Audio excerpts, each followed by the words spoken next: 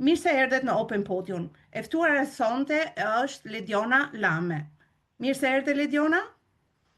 Mirë se ju gjeta, shumë faleminderit për ftesën dhe jam shumë e lumtur që jam po ndaj këtë bashkëbisedim me ju sot. Faleminderit Lediona që pranove të komunikosh me ne dhe të ndash eksperiencat e tua. Besoj që do jetë një intervistë dhe një bisedë shumë interesante për vetë faktin se ju i përkisni një gjenerate të re e cila mund ndaj një perspektivë ndryshe në raport me intervistuesit e mëparshëm. Po, patjetër.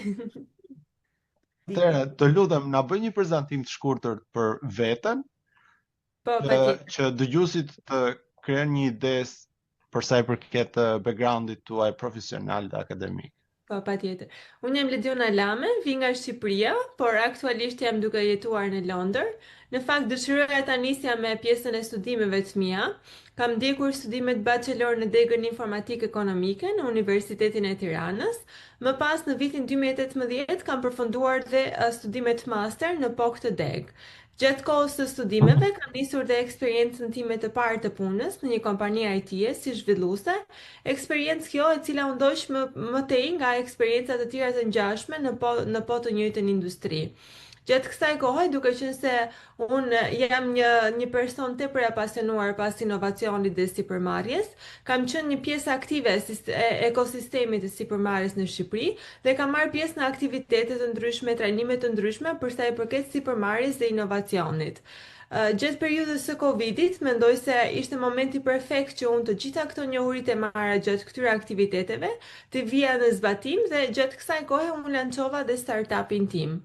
Më pas, të bashku me disa kolegë të tjerë, pas periudhës së Covidit, ne vendosëm të themelonim një kompani IT-e.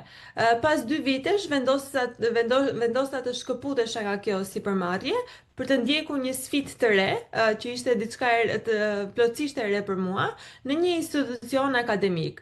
U bëra pjesë e stafit akademik dhe gjithashtu stafit administrativ të Universitetit Western Balkans, ku aty kam qenë plotësisht angazhuar për gjatë 3 viteve të fundit. Për te i kësaj, duke qenë se konsideroj veten një person që jam gjithmonë në kërkim të diçkaje të re dhe dua ta shfrytëzoj kohën time maksimalisht, vendosa të dilja pak nga comfort zone im dhe të ndiqja studimet master në degën Qeverisje dhe Politika Publike në Fakultetin e Shkencave Sociale në Universitetin e Tiranës. Ndërkohë isha duke u marrë dhe me aplikimin tim për bursën prestigjioze Chevening, të cilën e fitova dhe aktualisht jam duke ndjekur studimet master në degën Inteligjencë Artificiale në Universitetin Queen Mary në Londër. Gjithashtu për gjatë këtyre 8 viteve si eksperiencë pune në kompani të ndryshme IT-e në Shqipëri, kam krijuar atë networkun tim dhe një portfolio prej më shumë se 20 klientësh brenda dhe jashtë Shqipërisë, të cilëve u ofroj shërbime zhvillimi dhe mirëmbajtje në rolin e freelancerit. A mund na përshkruash pak procesin e fitimit të bursës Chevening edhe çfarë përfshihet në të, cilat kanë qenë sfidat, cilat kanë qenë detyrimet dhe angazhimet tuaja në lidhje në raport me bursën Chevening? Po, patjetër. Si fillim doja të përmendja faktin ose mendimin tim nga aspektin personal që mendoj se Chevening është një mundësi e shkëlqyer që çdo i ri në Shqipëri duhet patjetër ta provojë në rast se do të sfidoj veten në një ambient tjetër akademik, por qoftë edhe jetësor përtej kufive të Shqipërisë, sidomos në Mbretërinë e Bashkuar, e cila njihet patjetër për nivelin e lartë të edukimit që ajo ofron. Në fakt, nuk mund të lë pa përmendur dhe faktin që Chevening nuk ishte një rrugtim i thjeshtë për mua, pasi përpara 2 vitesh aplikimi im i parë nuk ishte i suksesshëm, duhet të pranojmë edhe ato dobësitë dhe sfidat tona dhe vështirësitë që hasim, por kjo nuk më ndaloi që unë të provoja sërish dhe të fitoja gjatë aplikimit tim të dytë. Ky është një mesazh i mirë, domethënë, edhe për ata që dështojnë ose nuk ja dalin herën e parë apo herën e dytë. Po, duhet të provojmë gjithmonë sërish. Vazhdojnë derisa t'ja dalin. Po. Mund të them se kjo është patjetër një bursë që më ka hapur shumë dyer, sidomos në një qytet ose në një shtet si Mbretëria e Bashkuar që unë nuk kam asnjë lloj kontakti, dhe madje mund të them që isha me fat të përfaqësoja Chevening Scholar nga Shqipëria në një pritje të organizuar nga King Charles III në kuadër të procesit të Berlinit. Kjo ishte një pritje e cila u mbajt në muajin tetor. Kjo mund të them se ka qenë padyshim një eksperiencë që nuk do të harroj gjatë gjithë jetës time. Kjo jo vetëm për faktin se takova King Charles, mbretin Charles, por gjithashtu unë njoha dhe bisedova pak edhe me përfaqësues të tjerë të rëndësishëm të kabinetit qeveritar britanik, ministra të ndryshëm ose qoftë edhe kryeministrin, por gjithashtu edhe me përfaqësues të tjerë të shteteve të Ballkanit Perëndimor. Edhe unë mund të them që na ke prezantuar tenjësisht në mënyrën më të mirë të mundshme atje. Shumë faleminderit, shumë faleminderit. Po, në lidhje me degën e studimit që keni zgjedhur, Po. çfarë ka qenë ai element që ju ka tërhequr në lidhje me studimin e inteligjencës artificiale, duke marrë parasysh perspektivën që ajo ka? Çfarë kanë qenë elementet që të shtyn të vendosje për këtë degë, sepse mund t'i vlej dikujt që është në dilemë. Po, patjetër. Ky është arsyetimi. Mund të them se gjatë këtyre 4-5 viteve të fundit, për shkak edhe të profesionit tim si programuese, unë kam qenë një përdoruese e toolseve të ndryshme të AI gjatë përditshmërisë time, sigurisht, si edhe shumë njerëz të tjerë. Dhe isha duke parë që zhvillimet e AI dhe transformimin që po i ndodh shumë industrive. Dhe në një moment mendova që kjo mund të jetë duke riskuar dhe vetë profesionin tim. Dhe prandaj zgjodha që unë të studioj inteligjencë artificiale në mënyrë që kjo të më mundsoj mua të jem vazhdimisht në forefront të zhvillimeve të ndryshme që do ndodhin në vitet në vijim. Përtej kësaj mund të shtoj dhe faktin që këto 2 vitet e fundit, në fakt, kemi vënë re që janë të shumt njerëzit që flasin për AI publikisht. Por ajo që unë mendoj është që jo të gjithë e kuptojnë, jo të gjithë ata që flasin e kuptojnë realisht se çfarë është AI. Dhe unë duke u bazuar edhe kjo natyra ime kurioze, dua të shkoj gjërave pak më thellë, në mënyrë që të arrij jo vetëm ta përdor AI efektivisht, por të kuptoj më thellësisht se çfarë algoritmesh punojnë në back-end në momentin që ne ndërveprojmë me një tools të AI, apo se si unë mund të krijoj vetë teknikisht një tools të AI për të lehtësuar punën time ose për të lehtësuar operacionet të tjera gjatë biznesit ose gjatë përditshmërisë time. Po, ke krijuar ndonjë platformë ose diçka AI, ti the diçka përpara, mund të na japësh pak më tepër detaje në atë? Për momentin ende nuk e kam krijuar një platformë, mendoj por jam në hapat e parë, sepse gjatë studimeve këtu kemi qenë këto 3 muaj që jam duke ndjekur studimet këtu, kemi qenë duke punuar me projekte të ndryshëm, por tani sapo filloj të merrem me projektin final, i cili mendoj se do të jetë një produkt ose një shërbim në fushën e AI, që do t'i shërbejë shumë dhe disa bizneseve në Shqipëri, se dua që përtej atij projektit final, projektit të diplomës, këtë projektin ta vënë në jetë realisht. Ta aplikosh në Shqipëri apo mund të zbuloj më vonë disa sekrete të tjera. Po, dua ta implementoj në Shqipëri, domethënë. Arsyeja? Arsyeja është që të lehtësoj, sepse realisht prandaj po e përdori me AI, që të lehtësoj punën e njerëzimit komplet. Sipas informacionit që keni ju në lidhje me përhapjen dhe implementimin e inteligjencës artificiale në industri të ndryshme. Po. E shikon perspektivën e përhapjes, rreziqet që ajo sjell, sfidat edhe benefitet. Po, atëherë duke marrë parasysh atë formimin tim në fushën e IT-s, inteligjencës artificiale që jam duke bërë aktualisht, por gjithsesi dhe njohuritë që kam për sa i përket qeverisë dhe politikave publike, mendoj se AI do të jetë patjetër, domethënë e them me bindje që do të jetë pjesë e çdo fushë të jetës në një të ardhme.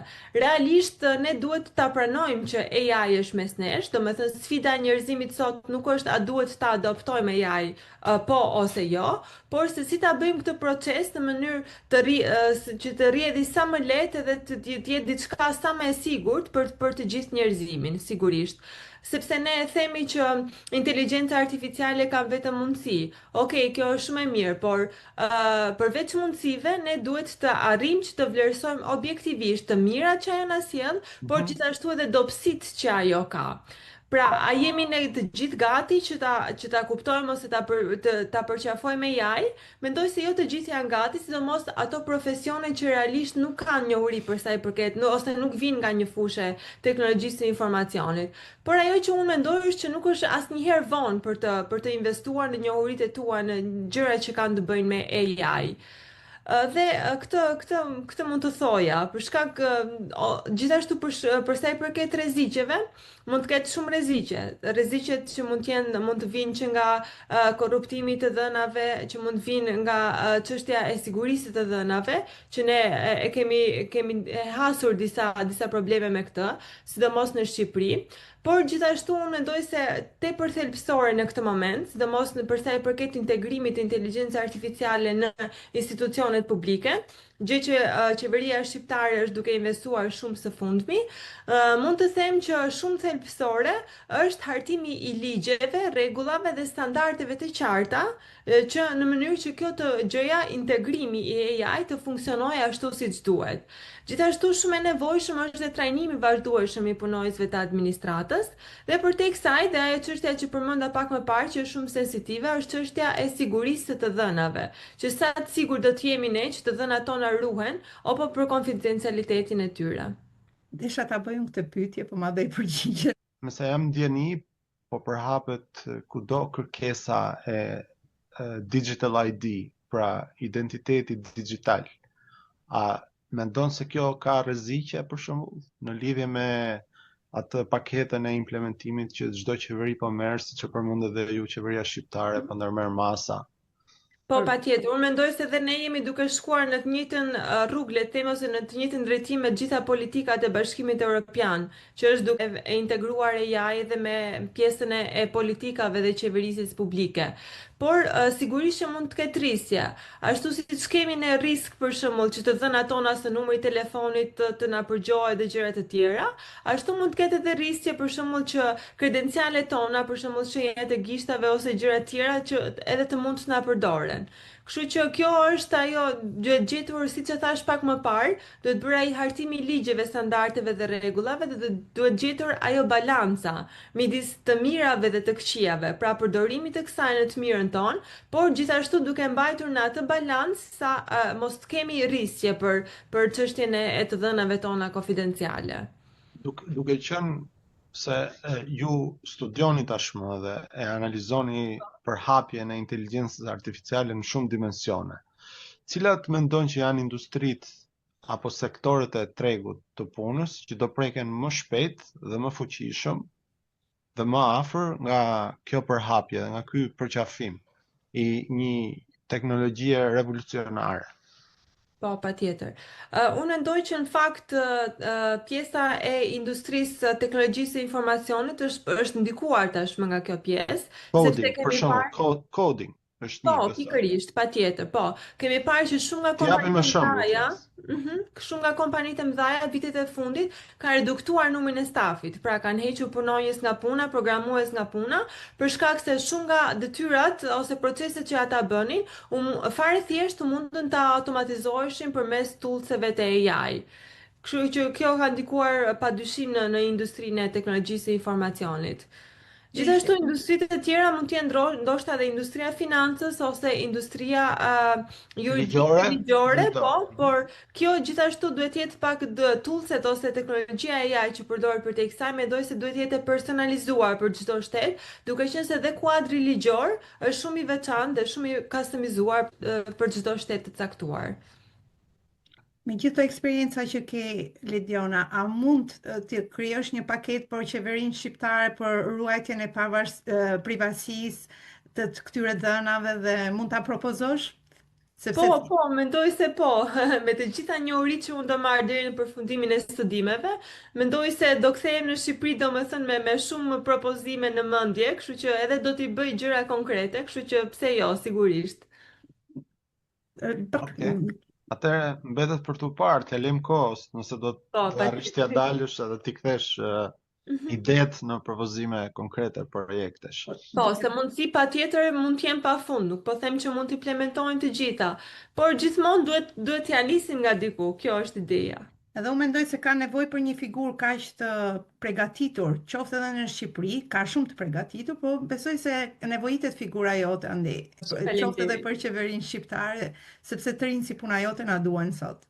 Në fakt do thoja që kjo ishte edhe arsyeja pse zgjodha të studioja edhe qeverisje dhe politika publike këtë master, për te fakti që doja të dilja pak nga e comfort zone dhe të sfidoja veten diku tjetër, por kam qenë gjithmonë kurioze për sa i përket funksionimit të shtetit, për sa i përket hartimit të politikave, që në fakt ne mund të shohim nga perspektiva jonë që duken pak larg edhe nuk është se na ndikojnë neve, por që sigurisht politikat publike janë ato që ndikojnë te secili shtetas në Shqipëri. Qoftë politika shqiptare në Shqipëri, qoftë politikat e një vendi tjetër të shtetasit e vet. Kështu që mendoj se ky ishte një kombinim perfekt, le të themi, duke parë edhe përparësitë që ka qeveria shqiptare dhe ku po investon së fundmi, dhe gjithashtu duke ndjekur dhe ato politika dhe zhvillimet e BE-s së fundmi dhe prioritetet e BE-s. Mos do jetë një presidente e Shqipërisë si ajo e Kosovës? Presidente, nuk e besoj shumë herë për të folur për. Se s'kemi pasur asnjë presidente shqiptare, apo jo? Po, është e vërtet. Tani ti kthehemi pak, domethënë transferimit nga Shqipëria këtu në Britani, në ishullin britanik. Çfarë janë ato, si më thënë, sfidat kulturore apo vështirësitë e përshtatjes apo surprizat me të cilat ti je hasur, sepse nuk është puna që ti na flasësh për gjërat personale, por puna është që dikush që na dëgjon edhe ka dëshirë, dikush thotë unë kam ëndër të shkoj në Britani dhe vjen dhe zgënjet, ose dikush tjetër thotë mendova se ishte çka, por kjo pjesa tjetër doli më mirë se mendoja.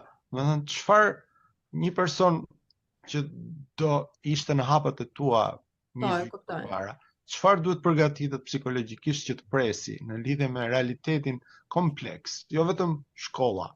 Edhe emotiv. Po, patjetër, dhe kjo është shumë e rëndësishme. Shumë e rëndësishme dhe pjesa emotive. Në fakt, për sa i përket transferimit tim këtu, unë do them se mbështetja e Chevening ishte shumë e madhe dhe realisht kjo ma ka lehtësuar goxha punën, sepse është një bursë tepër prestigjioze që të mbështet përveç të nga ana financiare, por dhe nga ana networkut këtu, domethënë.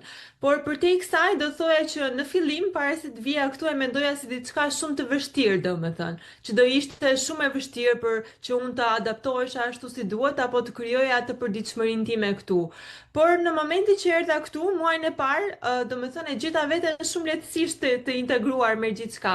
Ndoshta kjo edhe për vetë faktin se kisha qenë edhe më para, kisha vizituar Londrën dhe Mbretërinë e Bashkuar dhe më përpara, dhe nuk është se komplet e panjohur. Një nga sugjerimet është hajde një vizitojnë një herë përpara. Po, se ju pëlqen. Po, se ka shumë njerëz që ankojnë për motin. Por për shembull dhe unë kam pasur shumë këtë frikë sepse jam një person shumë solar, po, edhe dua shumë diellin dhe kohën e mirë, por gjatë këtij muaj të fundit sigurisht këtu nuk ka qenë moti aq i keq. Mund të them se ka qenë moti më i keq në Shqipëri, më me shi, sesa këtu domethënë. Kështu që kjo pjesë nuk është se më ka ndikuar shumë. Përsa i përket pjesës integrimit e universiteti pastaj, duke qenë se jam në një universitet dhe tashmë pjesa e ndërkombëtarizimit është gjithandej me thënë drejtën, sepse unë vi nga një institucion arsimor në Shqipëri, ku dhe aty punohet shumë drejt ndërkombëtarizimit të studentëve, dhe ne kemi student nga shumë vende të botës, të njëjtën gjë u gjeta edhe këtu. Dhe domethënë ishte diçka e pritshme dhe kjo për mua, dhe kam njohur student nga nacionalitetet të ndryshme, nga kontinente të ndryshme, dhe kam pasur lehtësisht të thjeshta të pjesën e integrimit, domethënë. Jam integruar goxha shpejt, kështu që nuk mund të them se kam hasur super vështirësi të mëdha. Ndërsa përsa i përket pjesës së integrimit me jetën në Londër, mund të them që ka qenë pak boring këto kohët e fundit për shkak të mësimeve shumë intensive, studimeve shumë intensive. Por gjithashtu mund të them që ka dhe të bukurat e saj, sepse edhe ky stres i studimeve është i bukur në vetvete, nëse do shkonim pas në kohë dhe do riktheheshim prapë këtu, domethënë, do ta vlerësojmë edhe këtë pjesën e stresit të studimeve, por gjithashtu dhe eksperiencat e tjera në Londër. Londra, për shembull, qyteti ku ndodhem, të ofron mundësi të pafundme argëtimi, të mos për të rinjt, si të pjesa e artit, si të pjesa e argëtimeve të tjera, si të pjesa e nightlife dhe shumë gjëra tjera, apo pjesa e vizitave kulturore nëpër muze të ndryshme, në opera gjithashtu, apo nëpër shfaqje të ndryshme teatrale. Me çmimet pranueshme apo Atë jo? desha të Jo. thoja që janë edhe falas, se British Museum është falas për shembull. Po, patjetër, nëse do të vizitosh, ka dhe shumë gjëra falas. Nuk mund të themi që duhet patjetër të harxosh shumë ose të investosh shumë te diçka që të kalosh një kohë të mirë. Në Londër ka shumë mundësi edhe për ata që nuk duan të shpenzojnë. Dhe kanë edhe diçka tjetër, nëse ti viziton qoftë edhe një opera, jo domosdoshmërisht ti duhet vishesh në mënyrë elegante dhe kjo më ka bërë shumë përshtypje mua si person. Domethënë kanë një formë shumë të çlirë të menduarit dhe të vepruarit. Një Po, ndër që janë të gjithë shumë të natyrshëm, besoj, po. edhe unë e mendoj kështu.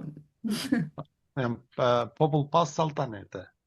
Sepse ata me saltanete nuk dalin fare këtu, jetojnë diku tjetër. Po. Është e drejtë, po dhe ato me saltanete janë të thjeshtë Endri, me sa kam njohuri unë. Megjithatë, Dakor. Dakor. megjithatë. Po, deri diku po, ke drejt. Sido që tjetë.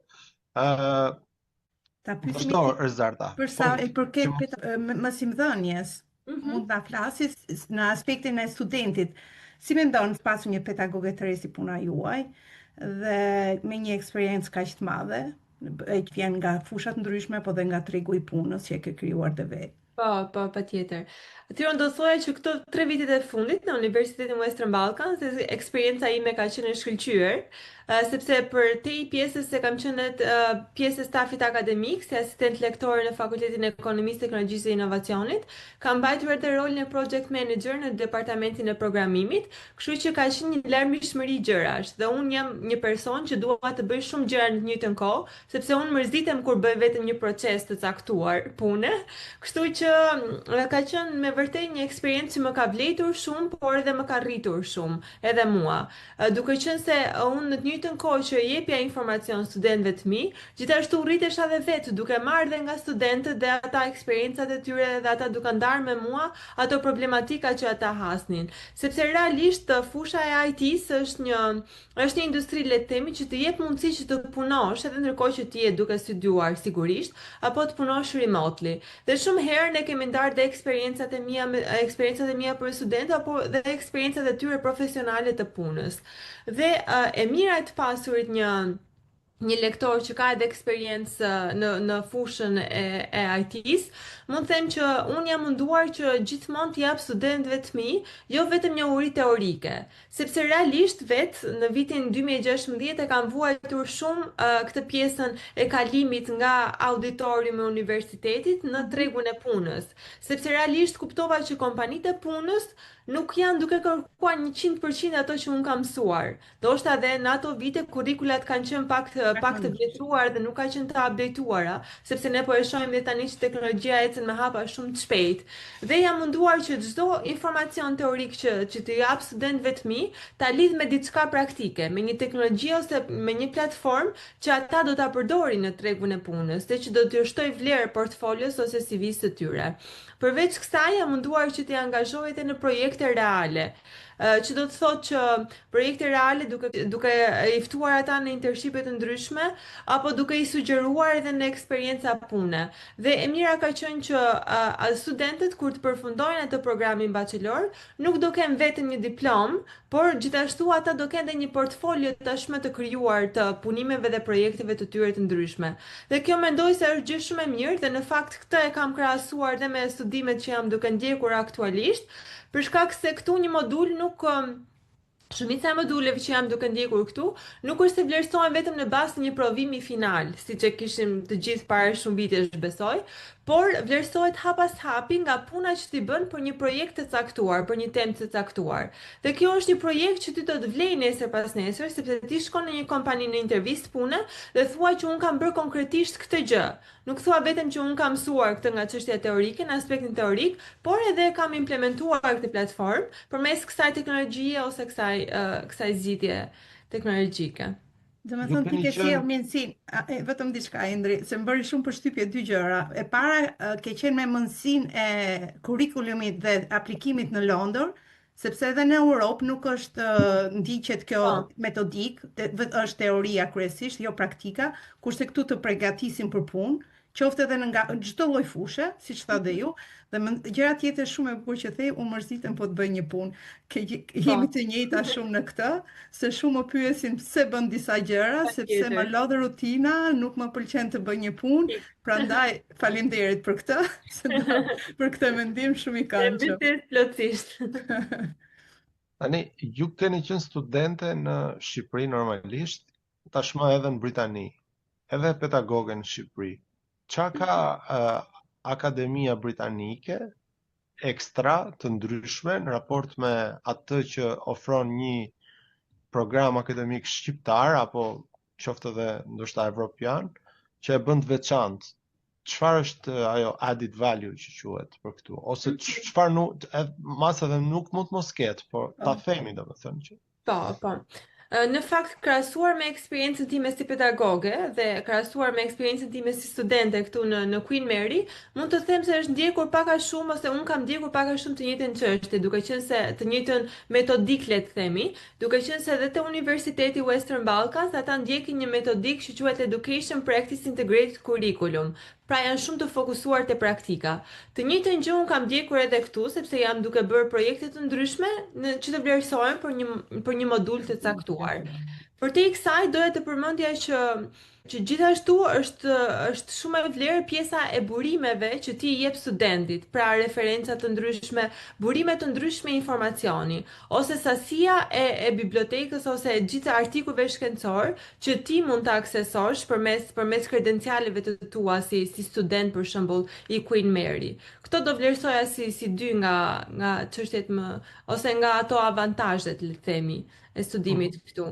Deri më tani të shohim, më vonë mund të zbulojmë dhe gjëra tjera, sepse kam edhe gjëra tjera dhe unë për të eksploruar, si për shembull teza finale, punimi i diplomës dhe kështu me radhë. Për sa i përket të punës remote, kur je student, sa e thjeshtë është të gjesh një punë remote, ndërkohë që je student IT-e në Shqipëri, në raport me qenë student IT në Britani, apo nuk bën një diferencë të madhe se ku je student? Po.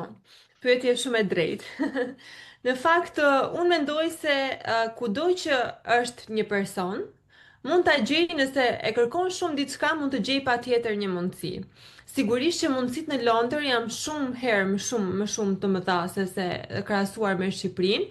Por ajo që unë edhe i kam thënë studentëve të mi në Shqipëri është që pikërisht teknologjia e informacionit ta jep këtë mundësi ty, që ti edhe duke ndenjur këtu në Shqipëri, të punosh për një kompani në Londër, për një kompani në Suedi, për një kompani në Gjermani, mund të punosh patjetër remotely. Dhe e ke këtë fleksibilitetin, dhe kjo është e mira që ta ofron kjo industri, domethënë. Liria e fijes së telit. Po, patjetër. Me thënë që nuk jenë të varur, unë për shembull për veten time edhe kam punuar duke qenë në pushime, edhe në brek të detit për shembull, kam punuar remote, kështu që nuk është as pak problem, mendoj. Tani ekziston një klishe që pa mbaruar universitetin e ke të vështirë të pozicionohesh apo të stabilizohesh profesionalisht në pozicione dinjitoze apo pozicione me pagë të lartë e gjitha.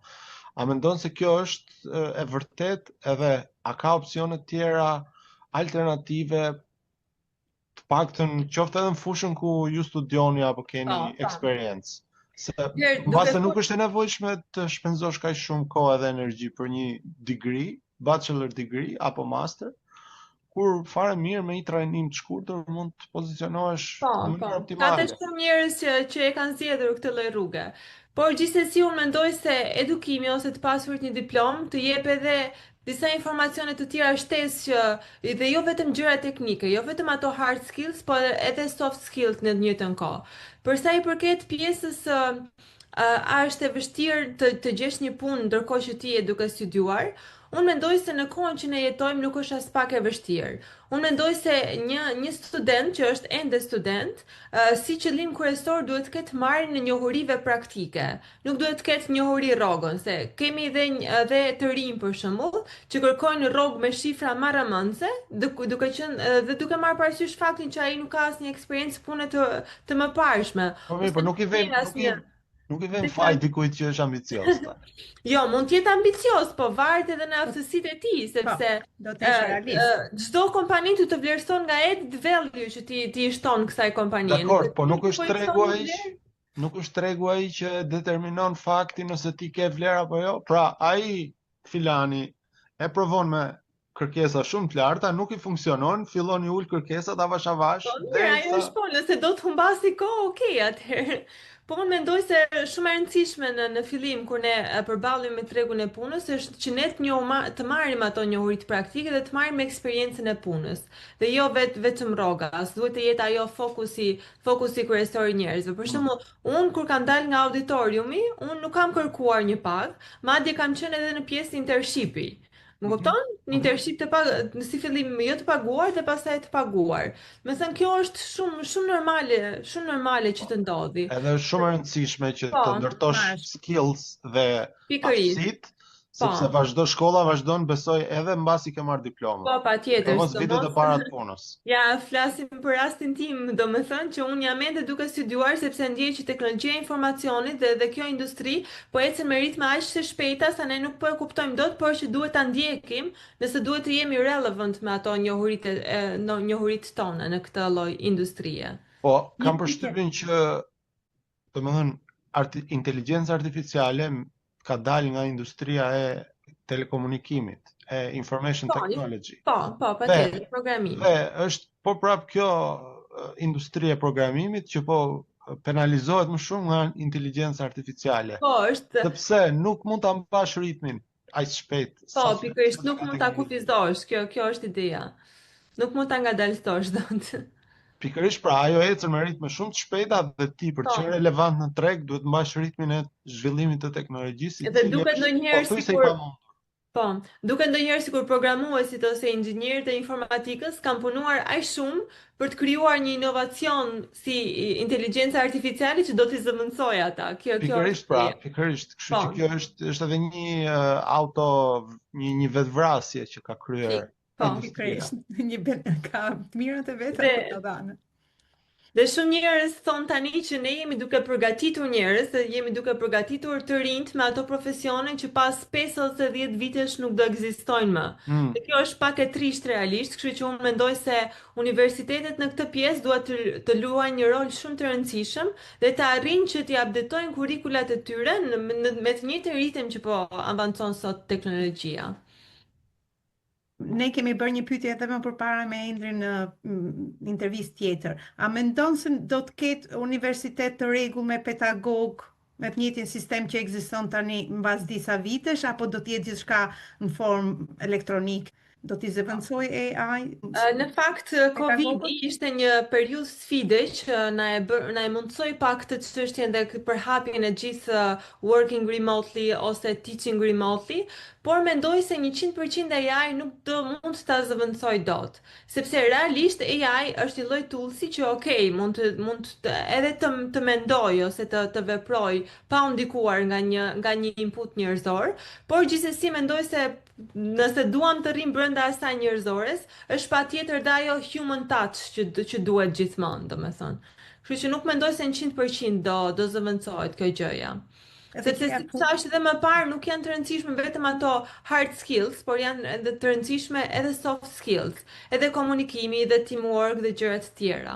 Pra nuk duhet ta shohim vetëm në kuadrin e technical të gjithë këtë. Do të thënë ti e pro që të vazhdojë I njëjti sistem, jo të zëvendësohet. Po mendoj se mund të zëvendësohet, po do jetë më e mirë që të jetë kështu. Sigurisht që mund ta lehtësoj punën e AI, patjetër, por që nuk mendoj se do ishte 100% efektive nëse kjo gjë do ndodhte.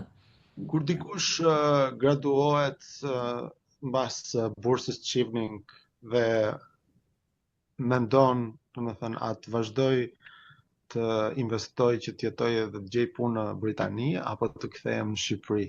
Çfarë këshilla do të jepje? Kjo dikush është Lediona. Po, jam unë në këtë rast konkret. Në këtë rast është Lediona, kështu që Në fakt, qëllimi i bursës Çivling, e cila është një bursë prestigjioze e dhënë nga Mbretëria e Bashkuar, është që të investojë te vendet e Ballkanit Perëndimor, të investojë përmes edukimit në të rinjt e këtyre vendeve. Dhe sigurisht që unë mendoj se do kthehem të investoj në vendin tim. Jo vetëm për shkak se nuk mund të gjej një mundësi këtu ose për shkaqe të tjera, por unë e dua vendin tim realisht edhe dua që të investoj atje, duke qenë se vihet nga një eksperiencë pune që kam pasur shumë dëshirë që t'i ndaj njohuritë e mia me studentët, patjetër që dua t'u jap dhe atyre njohuritë që unë kam marrë këtu për shembull, ose të krijoj iniciativa të tjera që të mund të angazhoj më shumë të rinjt atje në kuadër të AI apo edhe në kuadër të sipërmarrjes. Sigurisht që të gjithë më thonë që do të pëlqej Londra aq shumë sa nuk do duash të ikësh më pastaj. Por gjithsesi kjo mbetet për të parë, por planet e mia deri më tani janë sigurisht që do kthehem në vendin tim. Varet, nëse je njëri materialist, do të pëlqej Londra sepse pagon më mirë. Nëse Po, e nuk je, kuptoj, po ndoshta nuk jam ai njeriu që jam vetëm e fokusuar. Ka dhe soft Mendoj skills. se leku nuk është e vetmja lumturi Bravo. që kemi jo, në këtë ka jetë. këtu ka Unë kam qenë pound. penalizuar për këtë mendim, sepse do unë thoja leku nuk është gjithçka dhe jam penalizuar në Po disa nuk është pra, intervista në tjerë. Britani nuk është leku gjithçka, është poundi. Okej. Po, Më pëlqen fakti që ti thuaj dua Shqipërinë dhe uroj shumë që Shqipëria të ketë ka nevojë për ty dhe të dëshiroj të përqafoj fort dhe të mbështesi në iniciativat e tuaja. Shumë faleminderit. Kemi nevojë shumë për persona si po ju. nëse ai dikush kthehet në Shqipëri dhe është në dilemë nëse duhet vazhdoj në fushën akademike apo të punoj me projekte të inteligjencës artificiale apo në IT, Po. cila ofron një jetë më të rehatshme. Mendoj se zgjedhje. të ardhët më të larta janë sigurisht duke punuar me projekte dhe në fushën e IT-s apo inteligjencë artificiale, por unë kam qenë ai personi që kam mbajtur një balancë midis këtyre të dyjave, duke qenë dhe pjesë e një institucioni akademik sigurisht e duke dhënë leksione. Në të njëjtën kohë nuk kam dashur të shkëputem 100% nga industria. Pse nuk kam dashur të shkëputur 100%? Për shkak se unë dua të jem gjithmonë updated me latest technologies ose latest trends që janë duke ndodhur aktualisht. Dhe ndjej sikur nëse shkëputem nga industria, do e humb pak atë sensin e çfarë duhet ose çfarë zhvillimesh janë më relevant në këtë moment dhe të investoj më tepër te to. Kështu që kam qenë të gjithmonë both, domethënë, pa u shkëputur nga njëra ose nga tjetra. Dhe nuk është kollaj ta bash atë ekuilibrin. Pastaj pare se mësimdhënia mund të jetë edhe pasion pasaj. Ose unë mendoj se jo të gjithë njerëzit që kanë shumë njohuri ose janë shumë të zgjuar ose janë shumë teknik në pjesën e IT-s, mund të arrijnë që ta përcojnë atë informacion si duhet te studentët për shembull. Për çfarë syesh mund të ketë për shembull, nuk ka aftësi Nuk kanë talent komunikativ. Përposa saj, nuk mund persona që kanë njohuri në nivelin e AI nuk janë të aftë të krijojnë për shembull një platformë siç ke krijuar ti për kujdesje në Shqipëri. Po. Se ka shumë njerëz ose programues për Është shembull. forma biznesit kjo, apo jo? Po, Do të kesh skill edhe pak nga biznesi, përfshihen The gjitha. critical thinking, sigurisht, se ka shumë njerëz ose programues për shembull, që nga që janë mësuar të komunikojnë vetëm me kompjuterin edhe mbyllen pak në atë guackën e tyre dhe nuk shikojnë përtej. Ndërsa unë kam qenë ai personi që kam dashur të shoh gjithmonë out of the box. Madje out of the box është dhe një klub sipërmarrje që unë kam pasur te universiteti, kushtuar inovacionit dhe sipërmarrjes, dhe kam dashur që gjithmonë të shoh gjëra përtej kësaj. Domethënë unë nuk dua të kem boundaries apo ta kufizoj veten diku.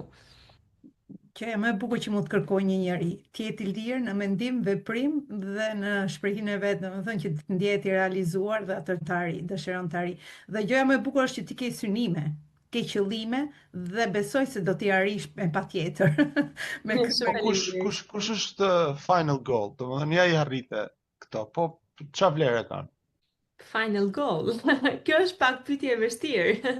Sepse unë jam nga ata njerëz që nuk është se kam një final goal, sepse unë jam nga ata njerëz që më pëlqen më shumë të qëndroj me këmbë në tokë dhe të shkoj step by step. Pra unë nuk dua të shoh atë big picture pa pasur mundësi që unë të vlerësoj hapin e radhës.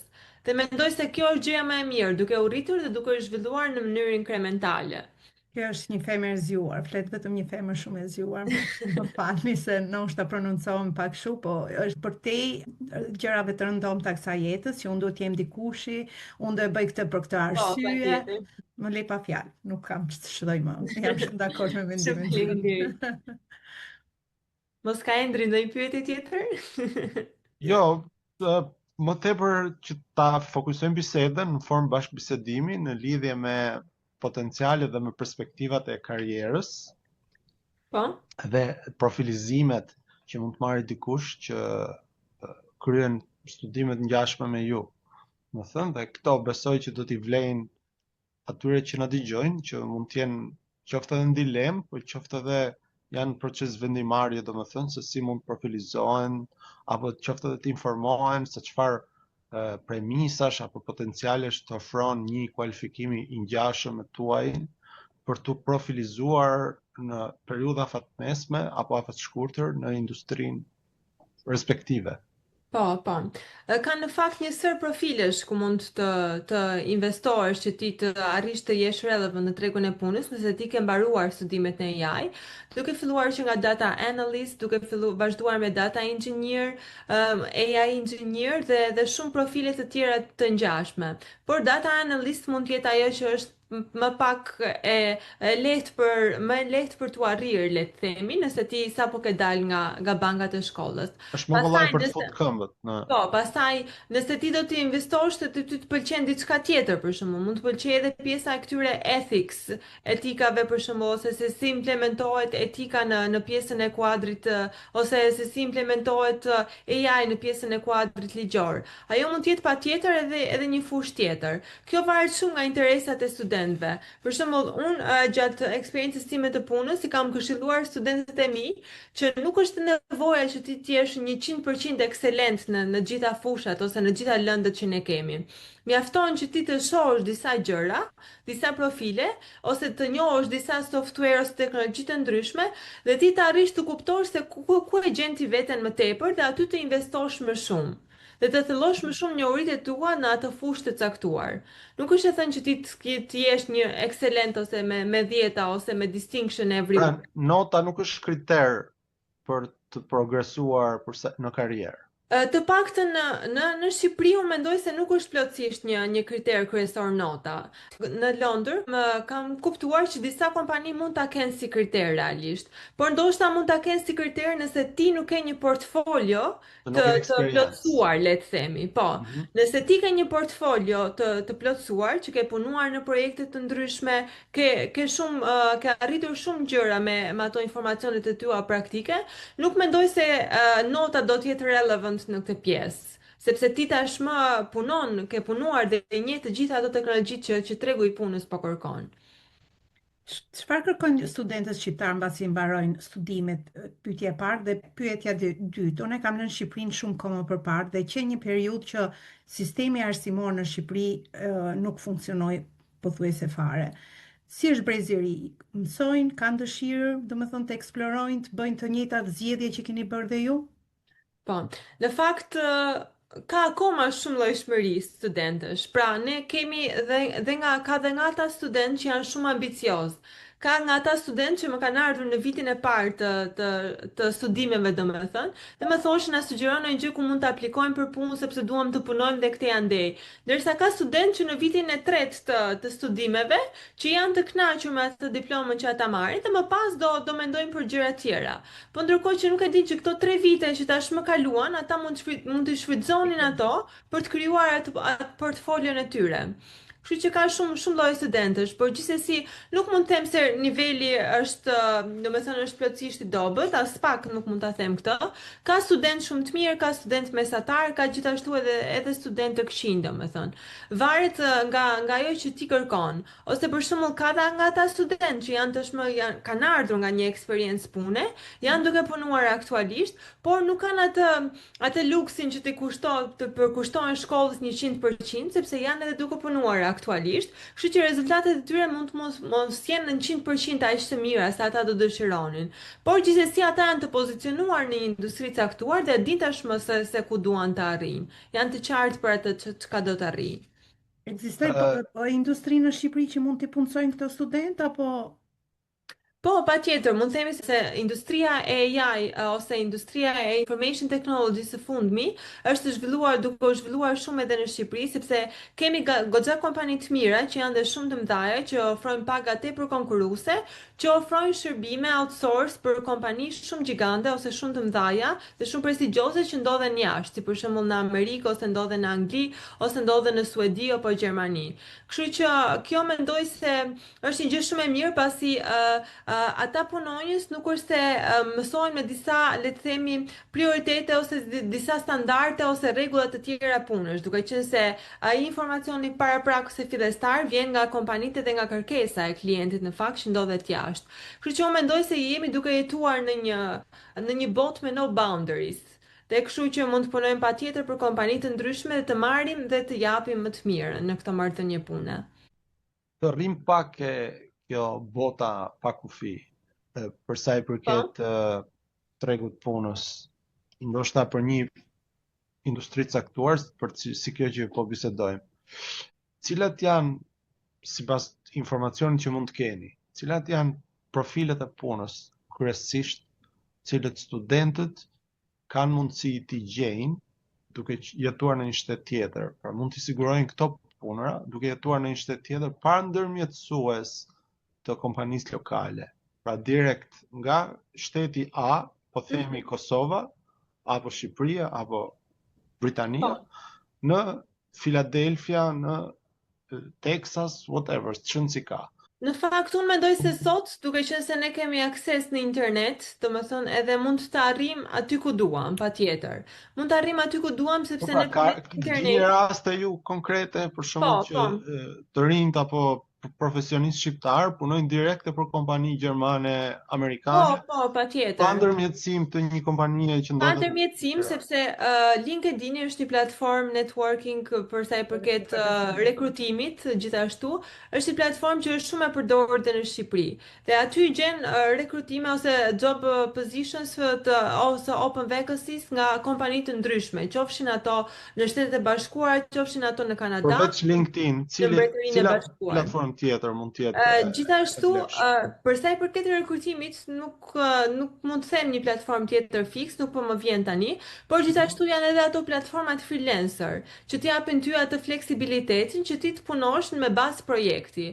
Pra, japin platforma si freelancer, Upwork për shembull, që ti mund të aplikosh aty, mund të listosh një profil tënd me ato informacionet ose njohuritë që ti ke, dhe mund të aplikosh për të marrë projekte të ndryshme afatshkurtra apo afatgjata në kompani ose në klient që ndodhen jashtë Shqipërisë, patjetër.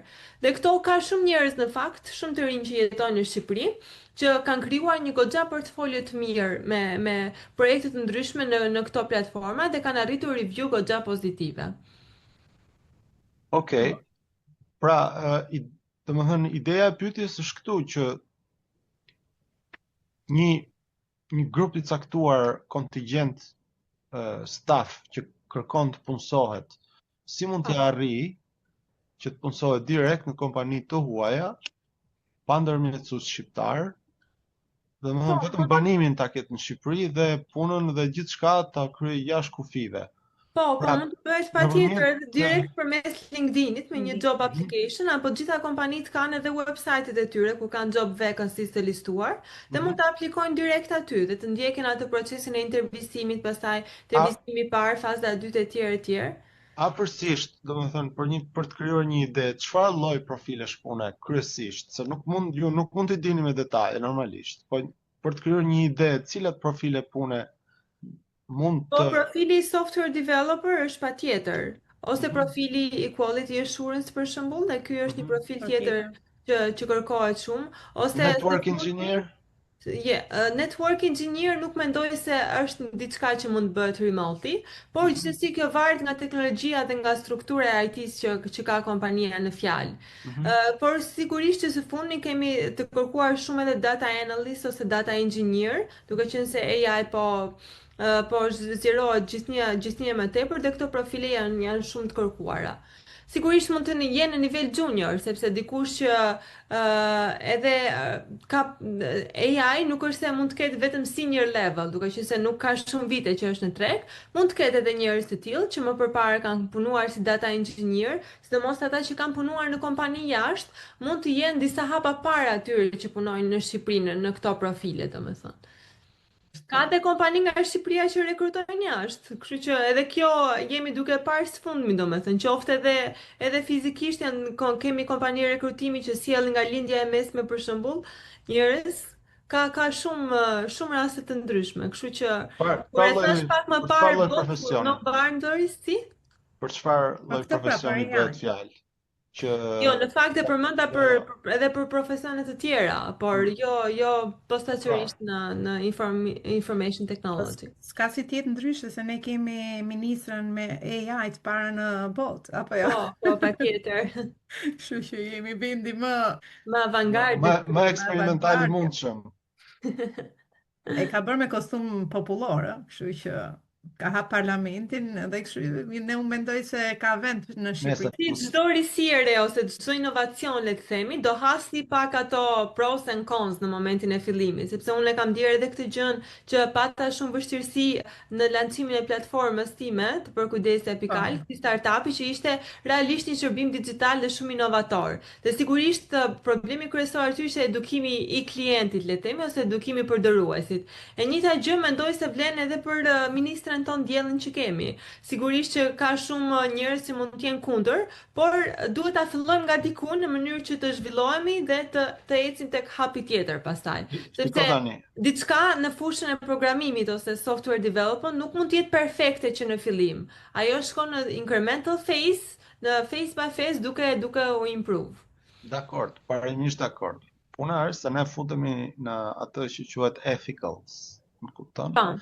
Dhe nuk mund të kesh një algoritëm përgjegjës për vendimarrje të caktuara, i cili në momentin kur merr vendime të caktuara gabim, pa dashje, ose në mënyrë të pa trajnuar posaçërisht, nuk mund të mbaj përgjegjësi juridike. Këtu është problemi, nuk është problemi se ne nuk e mbështesim inovacionin apo teknologjinë apo gjërat që janë avangard në fushën e teknologjisë, e qeverisjes etj etj.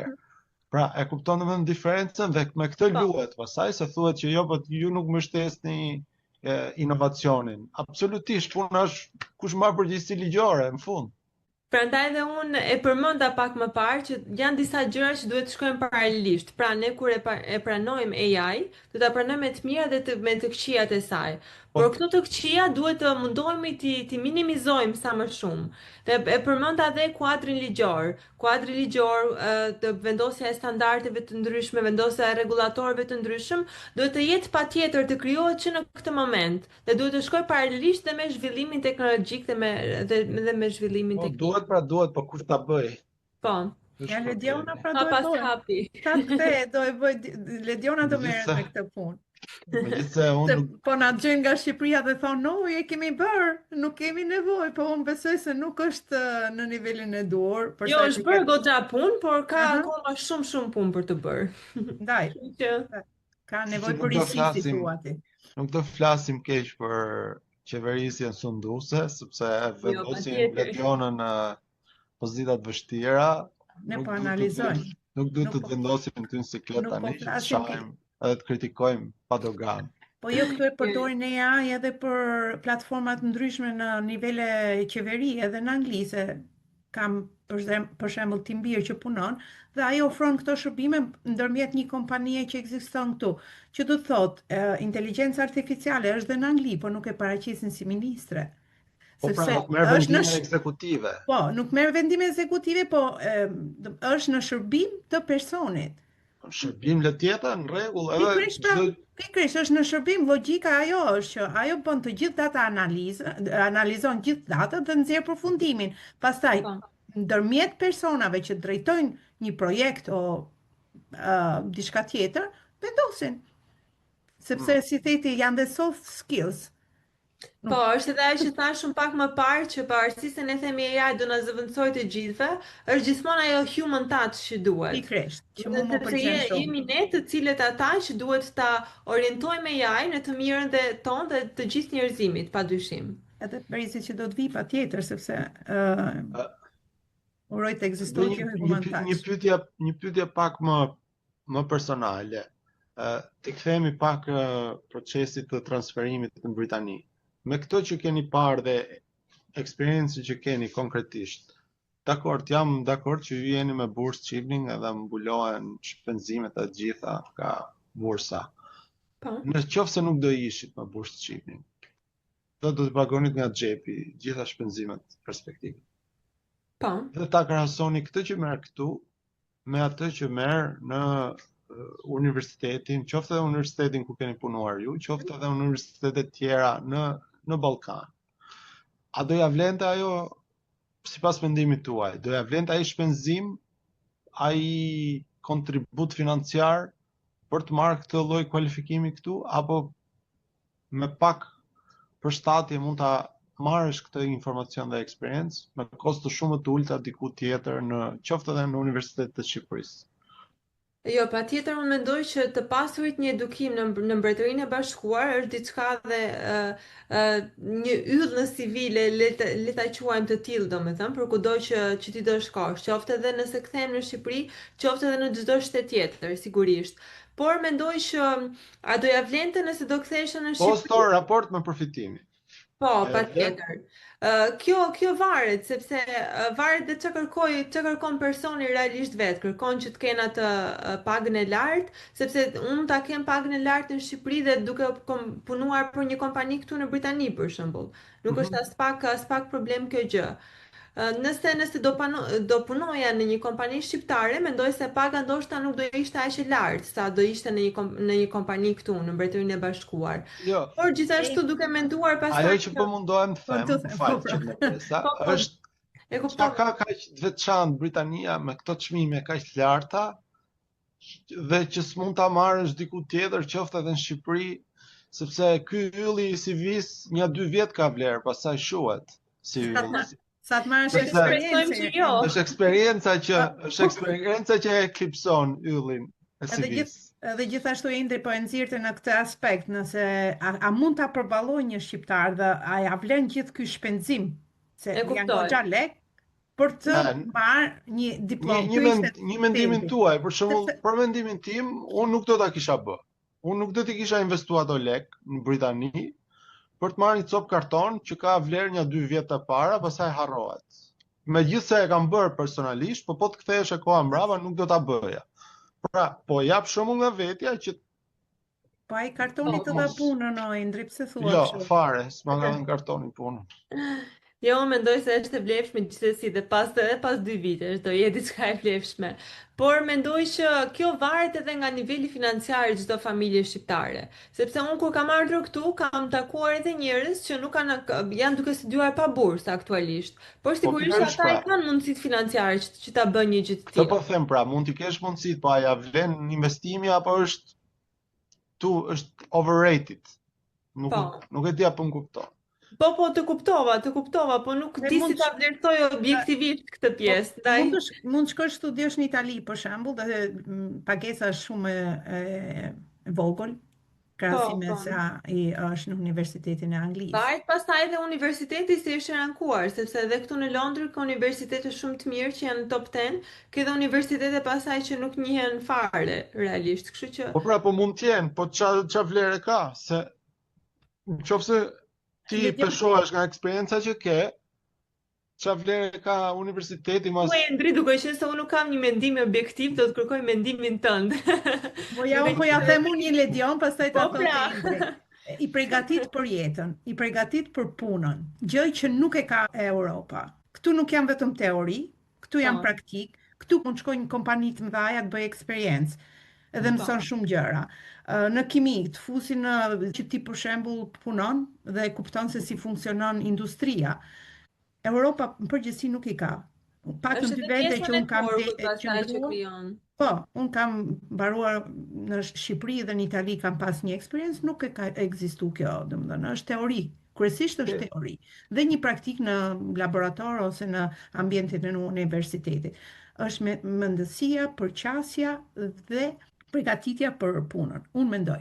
Okej, pra, tani bëm bachelor në Britani. 30.000 pound është tarifa universitetit. 20.000 pound është kosto jetesës modeste, studenti modeste. Përfshi këtu dhe qirana dhe shpenzimet e transportit dhe gjitha. Pra të shkon viti 50.000 pound. Shumëzim për 150.000 pound. Do me thënë, aja vlen të investosh 150.000 pound që të marrësh një bachelor degree, kur do dalin këto investime? Se nuk është kështu të përgatit për... Me 150.000 pound ti hap 2 kompani tjera dhe s'ka nevojë të përgatitesh. Duhet të mendosh për ty. Kthimin e investimit, është e drejtë edhe kjo.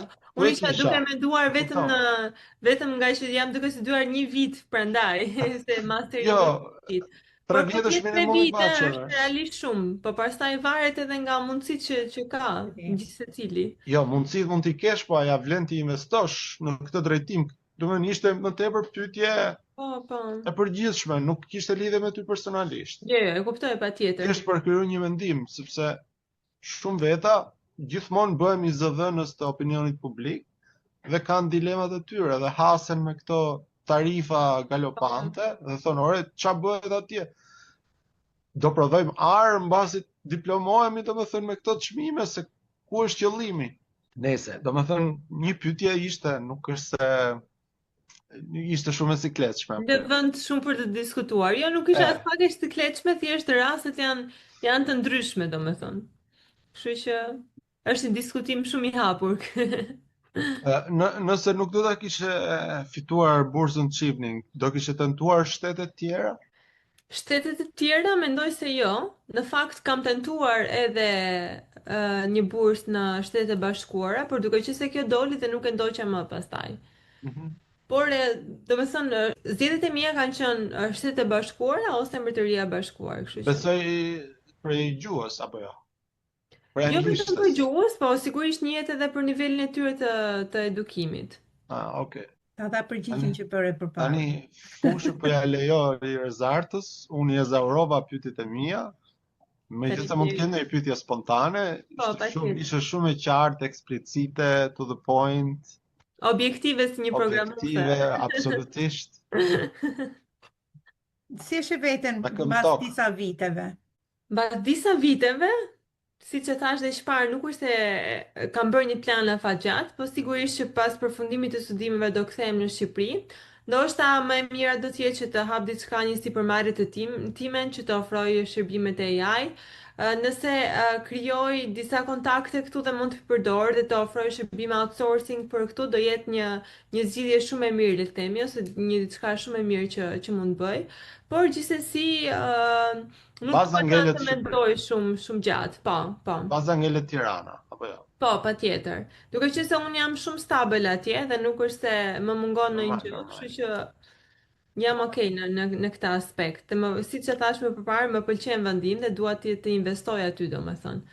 Po nga ana politike, sepse jetë multidimensionale, prandaj të pyet, si e shikon veten, dakord biznesi? Nuk e di, mendoj se ambienti politik tani është pak i rrëmueshëm ose i zhurmshëm, le të themi, nuk e di nëse do ke diçka, por në një afatgjat ndoshta, por tani nuk e mendoj një gjë të tillë.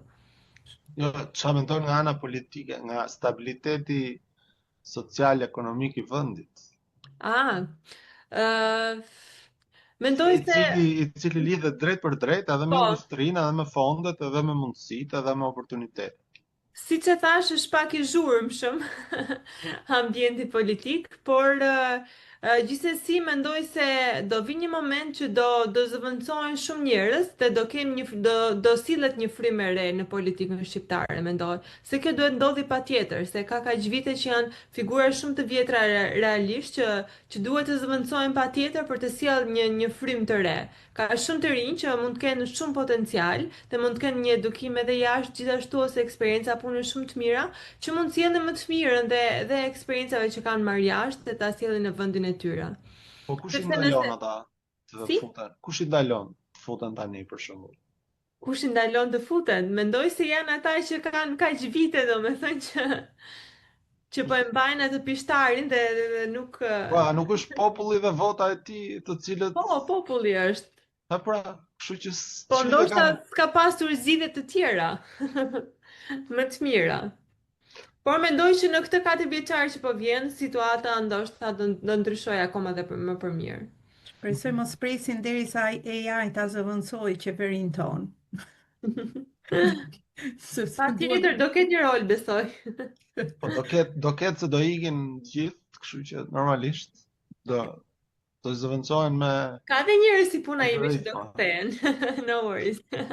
Okej, ashtu qoftë, ku ta gjejmë? Është shumë gjë e mirë Lediona që mendon të kthehesh, është shumë bukur dhe në Shqipëri dhe unë. Po statistikat flasin ndryshe, nuk është puna për raste sporadike si puna juaj. Ja, e kuptoj. Statistikat flasin që ka më shumë se 1 milion vetë që janë larguar në. Jo, të s'mund ta mohojmë sepse është fakt, por gjithsesi ne bëjmë atë që kemi në dorë. Gjithsesi bën atë që. Absolutisht. Sa do pak është e nevojshme për vendin, domethënë. Gjë e mirë që ti të shëntërish prapë në Shqipëri. Do të të ndjek edhe Rezarta.